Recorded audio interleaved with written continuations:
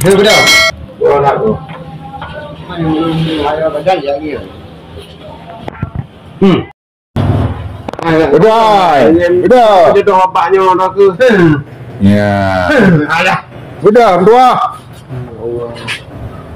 Oh, bodoh lah.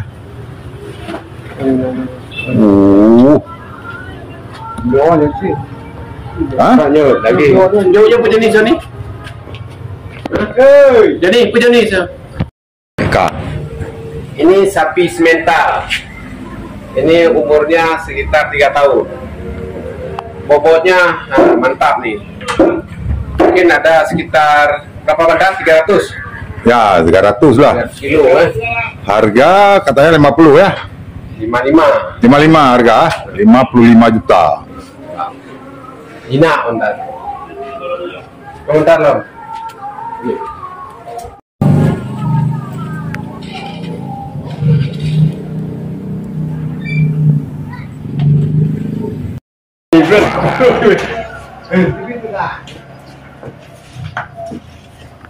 Juta.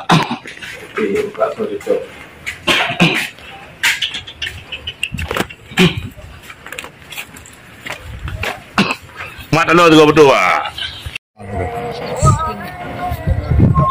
Kalau ke? Mak lu mak lu lah.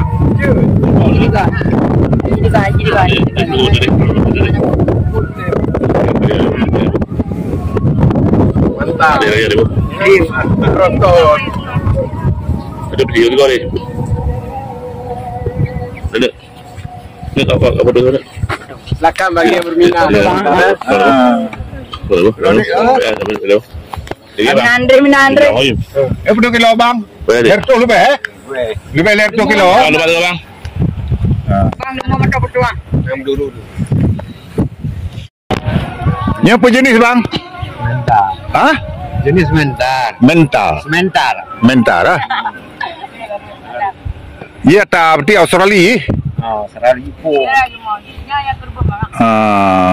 Harga 50. Yang bisa 50. Yang bisa 50. Oh, Betul tidak bang? Lihat tu. lerto. Oh. Boya na, tidak.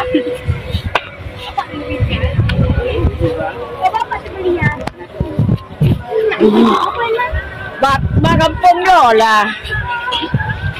Ipon sila. Ini tu kalau bujuk 50. Yo. Nampak kenapa yang kau belum dikeluarkan? Ni. Tak nak mangat ada juga lima kan ui. Aku kan lima be ada. Yang tu tak bui. Haji kau kontes oh. Anak kontes.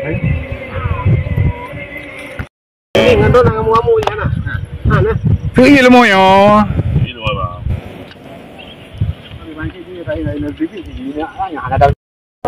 Macam tu.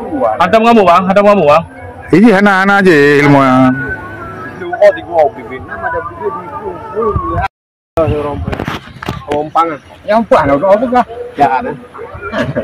Malam mendengar. Ini tak kanduri 2000 aja meh. Jumpi dah ada. Warna dia.